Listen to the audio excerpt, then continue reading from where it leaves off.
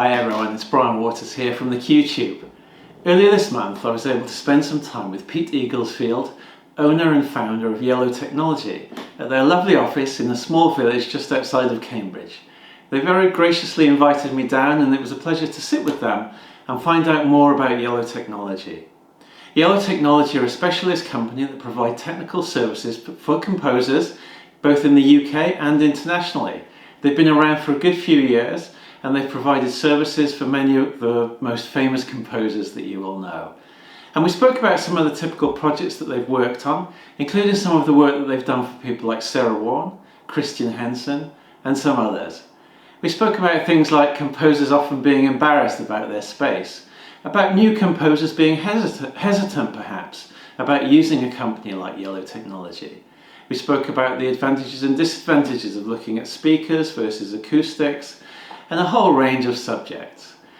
Yellow Technology are able to help with the full range of technical issues, all the way from furniture to acoustics to cabling to computer questions and so on. On the 5th of August in the evening we'll be having the first of hopefully a regular series of live streamed technical questions and answers for you to help you with some of the technical problems that you might be having right now, or perhaps some of the questions that you have about moving forward with your workspace or with your equipment. So we'll be holding the first of those live on YouTube on the QTube's channel at 6:30 in the evening London time. So we hope that you'll send in questions. We hope that you'll take part.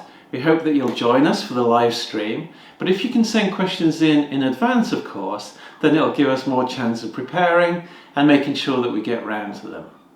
So here's the interview with Pete. I hope you enjoy it and find it useful. We started, officially we came into being in 2002.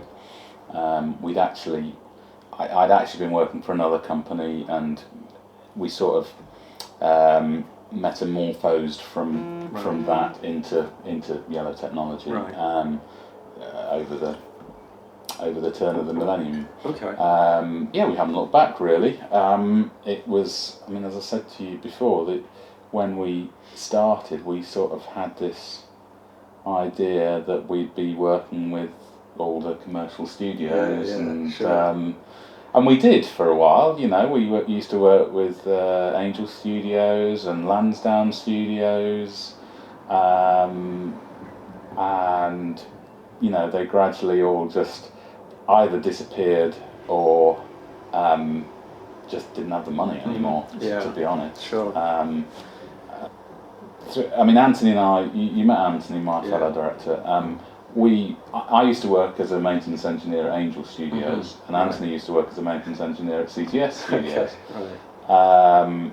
And so over that period, we'd both got to know various composers who'd come into the studios, and sort of as we started Yellow Technology, some of them started to come to us. You know, it's a kind of as the commercial studios were closing, the composers were starting to work from home, and getting into a situation where, you know, they were used to having people look after all the technology for them. They didn't really, they neither wanted to deal with it or had the time to do it or could do with it.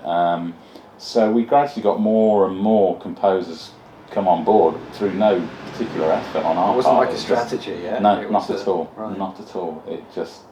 And do you think it was dictated by the change in technology from being able to do everything in smaller and smaller pieces of equipment? I think so. I mean, I think indirectly, I think it was partly just because the studios were disappearing, so people had to do something else. Yeah. But I suppose the studios were disappearing because people were doing other. It's a bit of a chicken and egg thing. Absolutely, yeah. And I think, I guess people had just sort of got to the stage where they thought, well, you know, I could be doing, I could buy all this equipment cheaper than I can rent a studio. So they've gradually done it, and I think probably, I'm just trying to think back to some of the early clients, and I think we probably had some of the more technically minded people to start off with, had the to take that leap of faith. Yeah, exactly. Yeah. Exactly. And we worked at the time. We worked for the Chapel Recorded Music Library, which had many different names through its through its life. You know, it became well, it was part of Zomba, and then BMG bought Zomba, and then Sony bought BMG. So you know, so many different kept changing hands. Yes, and actually, some of the people there were quite instrumental in bringing a lot of composers to us. So they, you know, they produced a lot of library music, and they knew composers that were starting to work for them and from home. We actually did a studio for Chapel, and then there were various composers that they worked with who gradually came on board, really, and it was all word of mouth, and it's great. To a large extent it still is. We don't, I mean, you've seen we do more social media and stuff these days, but it's not a very orchestrated approach. There's enough that comes from referrals, recommendations. Absolutely, and I much prefer it to come that way, because it's, you know, one of the hardest things to do is to persuade people that we're kind of interested in what they're doing and in, you know, making things work for them. Because, you know, there's so many companies out there who are just selling a product and want to sell a product and go away, and we don't do that. It's we're after the long relationships, so it's important to us to be looking at that kind of long term rather than And do you think that's a sort of ethos that comes from those kind of studio days where relationships tended to be?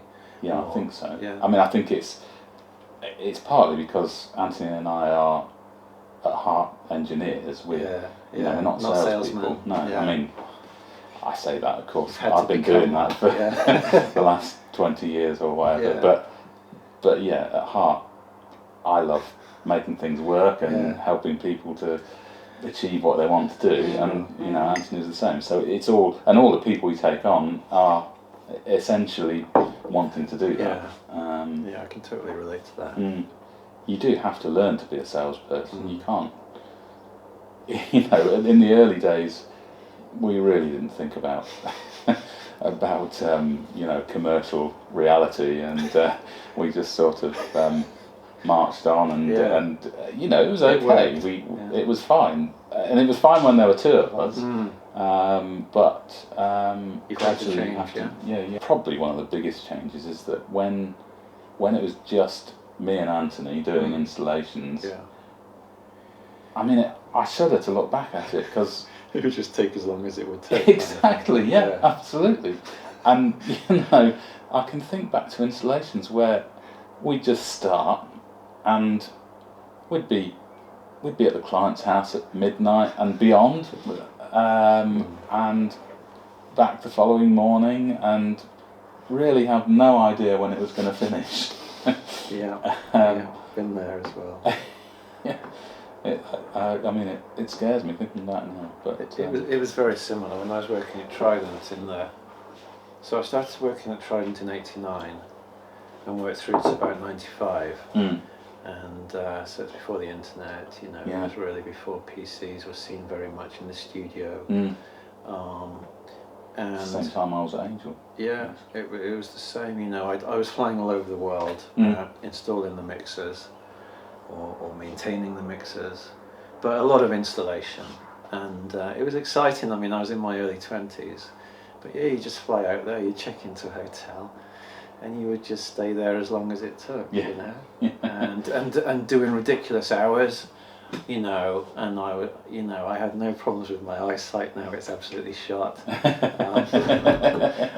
I mean, when I think about no daylight, of course, you know, in studios, you know, so you'd be on a flight and then you'd go straight into the studio from the airport, and you'd be working there through the night, and then you'd somehow sleep in the hotel and go back. You'd predominantly, for some reason, you'd end up working through the night. You probably have similar things, Well, I mean, I think I think you're right. I mean, it's not just a change from us being a tiny little setup to being a bit of a bigger one, but it's also just a change in the industry. That's right. I mean, and when I was working at general. Angel,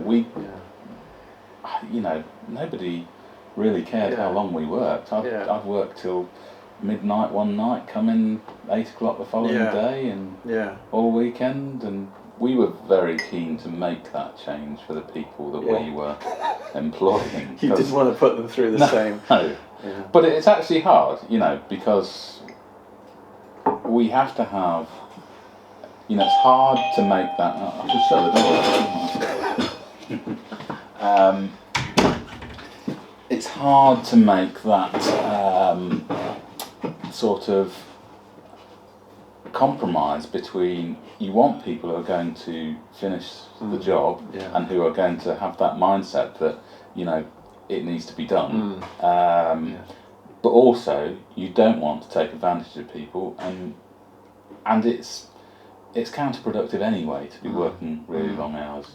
You can't be that effective, and we still, so even today we still get projects where it doesn't quite go to plan and we end up working late, but at least we try and offset that now, so we don't then make people come in first thing in the morning.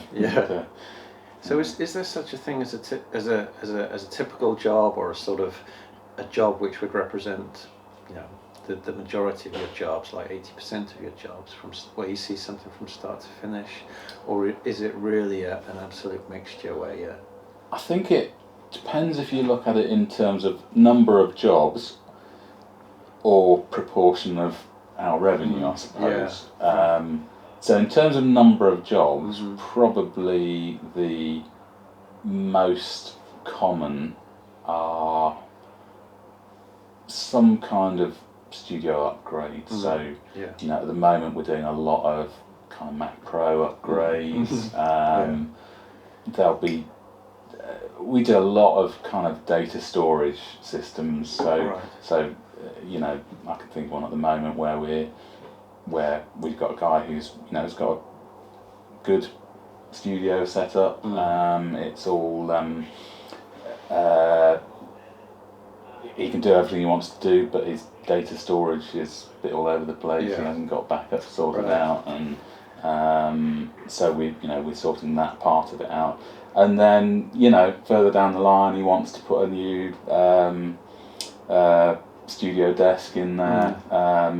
So we'll probably be working on that, and he's talking about doing some wiring as well. So that kind of just improving studios, I think that's the most in number of jobs. That's what we do. But then we have, so the last 12 months or so, we've had 2 very big studio builds going on pretty much simultaneously, and they're probably responsible for 50% of our revenue, something like that. So and which do you prefer?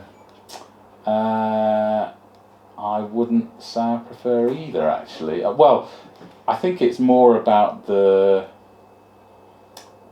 actual job itself and the people we're dealing with. What I like dealing with.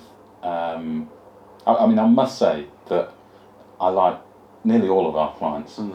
They're composers, and all the people we work with are really great people. It's very, very unusual to find someone who I don't like to work with. It's a nice industry. It seems to be a nice industry. Yeah, absolutely. And I think that's actually different to when we were working originally. I'm working with in the sort of pop music industry. Recording industry. Predominantly, of course, on the QTube Instagram account, I'm following composers, really. And it's so positive, and it's so joyful, and it's so, of course, creative and interesting and all the rest of it. And when I switch across to my personal one, the contrast is huge, of sort of people complaining, or, the whole gamut, of different emotions. Whereas the composer one, I've just noticed recently, it's really quite joyful, and people sharing, and people supporting each other, and that type of thing. I'm not suggesting, of course, that it's some kind of idyll. Of course, there are going to be people that are difficult to deal with, and so on within the composer world, just as there are everywhere in society. But it does seem to be quite positive. It is, yeah. I definitely find that. The thing with dealing with composers is that invariably they know what they want. Yeah. They might not know how to get there, but they, you can have a conversation and say, I really want it to work like this, and it's not always the same, which is great. It's a good challenge, and it, it's rewarding when you get to the end and you can say, there you go, it does it. And perhaps it's the fact that it's their baby, and it's their livelihood, but it's their passion as well, isn't it? Well, it's driven by their creativity. That's the thing. I think that's what, because you're responding to how they want to do something creatively, and you're trying to make that happen in a technical way. It's like, it's a bit like working in a studio. Yeah. It's the same thing. Yeah. I mean, when you watch Guy Mitchell-Moore or Christian and so on, you can see that they're absolutely in their environment. And so, that's great. Yeah, that must be really rewarding. Yeah, it is. Because you're really helping people, aren't you, directly? Yeah. And I think that's great. And that's been the great thing about the QTube, the feeling that you're actually helping people. It was a great thing about teaching English, actually. Yeah. That is part of the reward of having the kind of longer term relationship with your clients, is that, well, I've got to mention Sarah Warne, haven't I? Because she mentioned me. Sarah. So Sarah's the greatest composer in the country, of course. But Sarah, we started working with when she was very new to the industry. She was just out of college, and it was great to see. She knew exactly what she wanted, and she didn't have a lot of space to work with. I think she might have mentioned that she had the smallest studio we've ever built. Oh, really? Yeah. She didn't mention that. No. She's moved now, but it was. She had a little place in Pimlico, and when I first went to see it, it was quite scary, because where she wanted to put the studio was basically a lean-to on the side of the house, and it was very difficult to see how we could turn. She wanted a control room and a live room. Wow, really? And it was very difficult to see at that point how this could happen. Are we talking here? I can't tell you exactly what that was, but I can tell you that the resulting studio was just over 2 meters wide, which is very challenging. So could you actually play a violin? Well, I mean, Sarah plays a harp, doesn't she? I think she had a harp in there. Wow. It worked. It was fantastic. Again, it was a real challenge, but it was. She knew exactly what she wanted, and there were things that were never going to be achievable, and she knew that. And it was never going to be the best acoustic in the world, but it was all right. It was going to get her to the next step. Yeah, absolutely. Yeah. And then you see, we've worked with her since then, and it's just obviously she's become a lot more successful as time's gone on. Thanks to the lean-to. Well, I suppose that's what it's about, isn't it? For many of them, is sort of helping them to the next incremental step, isn't it? And a little bit of capacity to grow. Yeah. And then again, the next incremental step. Do you see that? Is it that kind of journey where it's almost like a staircase, and you're sort of helping them to? I think though the biggest step for a lot of people is, I mean, I would say this, but is when they accept that they need the help. Right. I think. Right. Because I was saying when we start with a new client, especially if they're quite new to the industry, And I mean, actually, I remember this from starting a business as well. Yeah. You don't. It's very difficult to hand something over to someone else. Yeah. And you have to get to that stage where you say, it makes no sense for me to be doing this. Yeah. I need to be doing my work. Yeah. And you know, it is exactly the same as when we started our business. I would do everything. You know, I'd paint the walls, I'd fix the windows, and you know, you just feel I can't afford to pay anyone to do it. Right. I've got to do it all. It's partly about money, isn't it? And it's partly about sort of developing your mindset a little bit. Yeah. Especially now when you've got YouTube videos telling you can do everything yourself. Yeah. And you can, and could, I think it is healthy for people to go through that process. Yeah, because you don't want to just sort of approach a company like us and say, well, you do it all for me, because you need that involvement to know what you can do, and to be able to make decisions as well. Yeah, absolutely. But you do, well, I think in most cases people get to the point where they do realise, you know, if I wasn't spending 2 hours trying to get my computer to work, I could actually be working and earning some money, you know. Absolutely. So, for example, with Christian's job, I mean, I don't know if we'll include it because he possibly wouldn't appreciate it, but I mean, what prompted those changes, do you think, just as a case study? First thing we did was kind of a rationalisation of the wiring. Okay. I mean, you've seen Christian's got a lot of equipment. Yeah. In a He can't resist buying stuff. Yeah. Can't resist kit. Yeah. No, he can't resist kit. He's always buying stuff. And he's always getting sent stuff, I suppose. As well. Yeah, I think so. Yeah. And I think he, like a lot of people, had got to a stage where he had a lot of stuff, but it was so complicated to get it working, you know, that he didn't use it. Right. I've had this from a lot of people where, you know, they've just built up quite a lot of things, and they'd really like to use them, but they know if they want to use this pedal, it's going to take them an hour to work out how to put it into the system. Yeah. And so they just don't bother, and they end up not using all the Which is a shame, isn't it? Yeah. So that was really what it was about to start off with. We put a new wiring system in so you could easily plug in mics, and he could. We did this modular jack field so that he could have a. He could basically bring everything into the one place and patch it in when he needs it. Access everything, Yeah, and then if he gets a new piece of equipment, he can easily plumb it in, and it'll just appear on the jack field. Cool. So that was the first thing, and then he had acoustic treatment in his room already, but it wasn't great. I mean, with a lot of sort of garden studios that people have, they often suffer in one way or another because they're because of dimensions, really, and Christian's has quite a low roof, so there's that's an issue that you have to deal with. They do have some advantages in other ways. They're quite flimsy, not in a bad way, but they move, so they're a bit more forgiving with low frequencies. So anyway, we then moved on to acoustics. To tune it a little bit.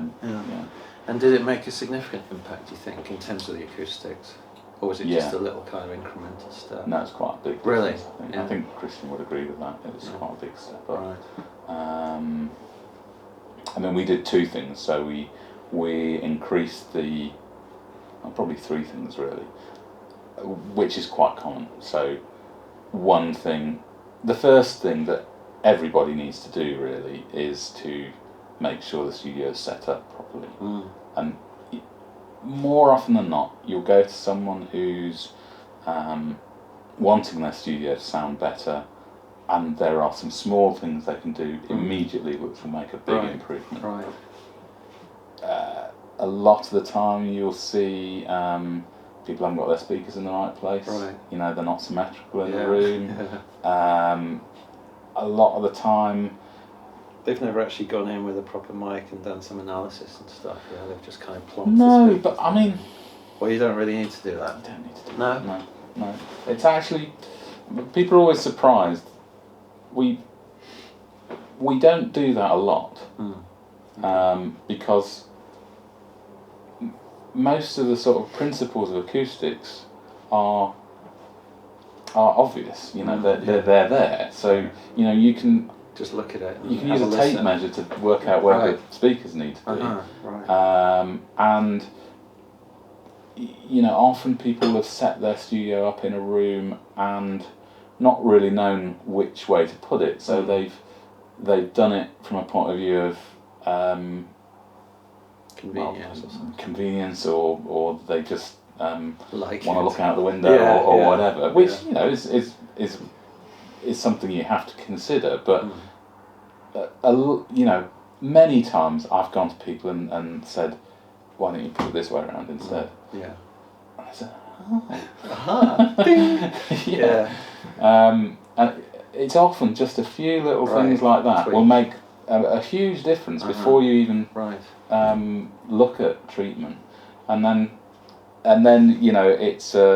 it goes to the law of diminishing returns. Really, the first bit of treatment you put in is going to make a massive difference, and then the more you try and do, the less difference it makes. So, and what about things like them just having a totally unsuitable pair of speakers for that space? Do you get things like that, and you just have to say, look, these really aren't the speakers for this type of space, or is that not so common? I think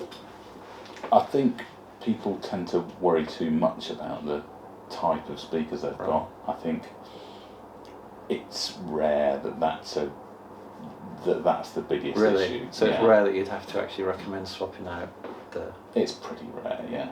I mean, the sorts of sizes of speakers that people use are pretty consistent. They're fine most of the time. I mean, sometimes you'll get a situation where they're bigger than you would normally recommend, but they're still generally okay. I can't think of a situation where we've immediately said, "Oh, those won't work." You can normally make it work, but I mean, you definitely get to the stage where a better pair of speakers is part of the answer, but it's normally a bit further down the line, and often people are quite keen to invest in a new pair of speakers rather than spend the time on the acoustics, and it does pay to do those first steps first, really. Right. So that would tend to be in the category of kind of diminishing returns more, the speaker change. And there are other things. I mean, it depends, I guess. If you have a very poor, very cheap set of speakers, then obviously you're not going to be able to do very much with them. But people tend to get decent speakers fairly early on, I suppose, do they? Yes, and a lot of the time it will be the case that the speakers, you can make a big improvement with those speakers before you have to get a new pair of speakers. And it makes sense to kind of I wouldn't go in and spend $6,000 on a pair of speakers before I thought about the acoustics, because I've heard really good speakers sound really terrible, and it's very easy to make it happen. And so it just I mean, a good set of speakers is an investment. They're going to last you forever, really. But you can be disappointed if you just get a new pair of speakers and you sit there and think they don't sound much better than the other ones, because if you haven't got a decent stand, or you haven't got them set up right, or whatever, it's not going to help. So the most common thing when you walk in is just some basic stuff like that, just positioning speakers, and perhaps the orientation of the workspace. Things like that. I've been to places where one of the tweeters hasn't worked for years. Really? Yeah.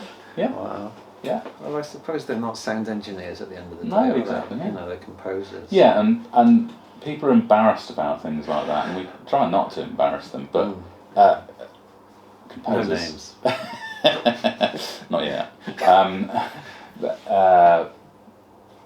People are embarrassed about the state of their studios always, but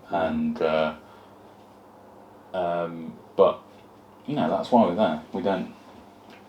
I suppose it's a case of remembering as well that fact, isn't it? That they're not sound engineers, they're not producers, they're composers, and so they may not notice some things like that, Yeah, and you're right, and their job is to recognise that there's a problem, and that's the main thing, and that's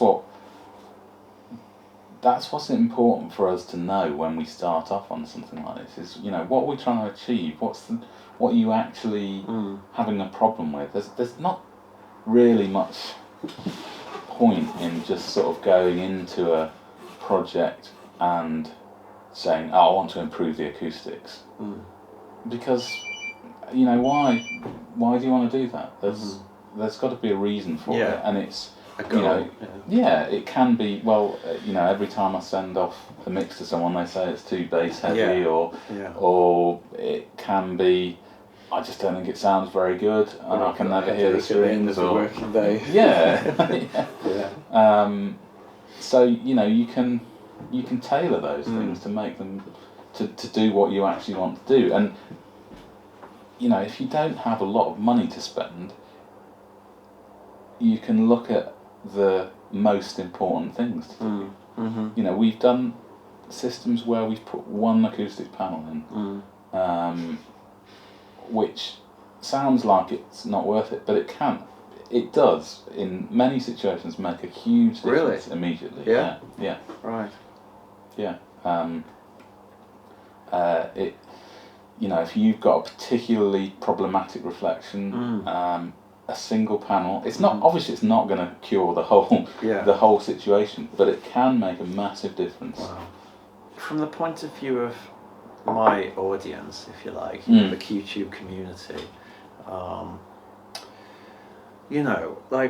what stage in a composer's journey do you think that they would typically, or should perhaps typically, start to come to a company like you and talk to you, and would you get involved in their career, in their process?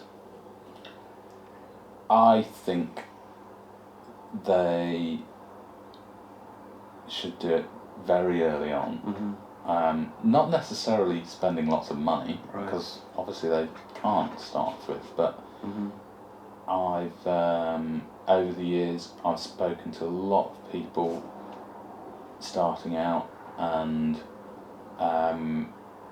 just having that kind of initial conversation, and that it comes back to the trust issue. For us, we kind of, for it to work, you're going to need to trust us, and I know that's hard, because you come into a company who makes money, and you think, well, they're just looking to make money out of me, and of course, ultimately, that is what we have to do. But the reason I say people should come early is because it's fine to come to us and say, I haven't got any money, but this is what I'm trying to do, because people make a lot of financial mistakes early on, which they can save themselves from. Just going back to that speaker thing, people will get themselves into a situation where they convince themselves that what they need to do is buy some new speakers. That's what's holding them back. Right. When you could actually maybe look at it and say, well, actually, if you just put them in a better place, maybe get some decent speaker stands, you'd be spending a fraction of the money, and I think you'd get a better result. And maybe put a acoustic panel above your head. That might be the answer. I'm not saying these are the answers for everyone, but there are often things like that where people sort of, because they're really focused on working hard and getting things happening, they just feel there's something they need to do to make things work better, and they're not always in the best position to decide what that thing is. Right. So they can really sort of start benefiting quite early on by getting some good advice and laying a good foundation from which to. Yeah, kind of I think so. move I mean, forward. obviously there comes a point where we have to charge for our services, but we're always open about that. So, you know, if someone calls us and wants to have a chat on the phone about their studio, that's absolutely fine. We're not going to charge you for that. You know, we'll tell you before it's going to cost you any money. You know, if you then start calling us every day for an hour, then we're going to say, well, we can't carry on like this. But that doesn't happen in reality. You know, like I said, most of they're nice people to talk to, and it's nice to be involved with it. And nice to start building that relationship, as they're starting their journey. Yeah, absolutely. Right. Good. I think that's something that, you know, we can kind of try to get across really together. Yeah. You know, and there's a few ideas about how we. A lot of people, first time they call us, they'll say, I'm sure that you don't have time to deal with. You're too small. I'm too small for you. And it absolutely isn't the case. I promise you, we work on the smallest of projects, and they are no less important than the bigger ones. You know, I'm just trying to think of an example, but we'll get people who just have got to a stage where, I don't know, their computer keeps crashing and they're tearing their hair out, and they've spoken to someone who thinks that we might be able to help. And we will. You know, generally the first thing we'll do is we'll talk to you for a while about it and see what the issue is. And yes, at that point we'll probably say, well, we've got to charge you to do it. But we'll give you options for that. So I can think of a recent situation where someone called us up in exactly that situation. They couldn't do their work. They had a deadline. It was 3 days away, and they couldn't start their computer. Right. We talked it through. We actually we agreed that we were going to spend. We were going to get one of our consultants to give them a call, and we were going to spend an hour on the phone with them, trying to resolve this. And they did that, and we found the issue, and they were back up and running. Right. We did charge them for it. I think it cost them £90 plus that. Right. But you know, that's money well spent to get you to finish the job. To finish the job. Yeah. And it's nice. I think an important message probably is that it you know, it's nice not to wait until that moment where you're perspiring over it and encroaching deadline. Yeah. And feeling that you ought to be able to deal with it yourself. Yeah. And I mean, I know because I'm a technical person myself. I know, and perhaps it's because I'm a man as well, that I'm quite reluctant to give in on these things. You feel you're almost there. Absolutely, yes. Just another half hour. And I think people think, well, you know, if they can solve it, then I can solve it. But the reality is, you know, we work on these sorts of things all the time, and you could probably get to the answer quicker than you can on your own. And of course there's going to be times when it doesn't make sense for you to be paying someone to do it if you can get to the bottom of it in half an hour or something. It's like trying to fix your car if you're a salesman. Exactly. You know? You're better off just taking it to the garage because you need the car for selling. And same for these composers, they need the studio for selling their work. So thanks again to Pete and the team at Yellow Technology for their hospitality. The interview, I think, was very interesting and informative, and I think that our technical live sessions once a month with Yellow Technology will be really useful for you guys.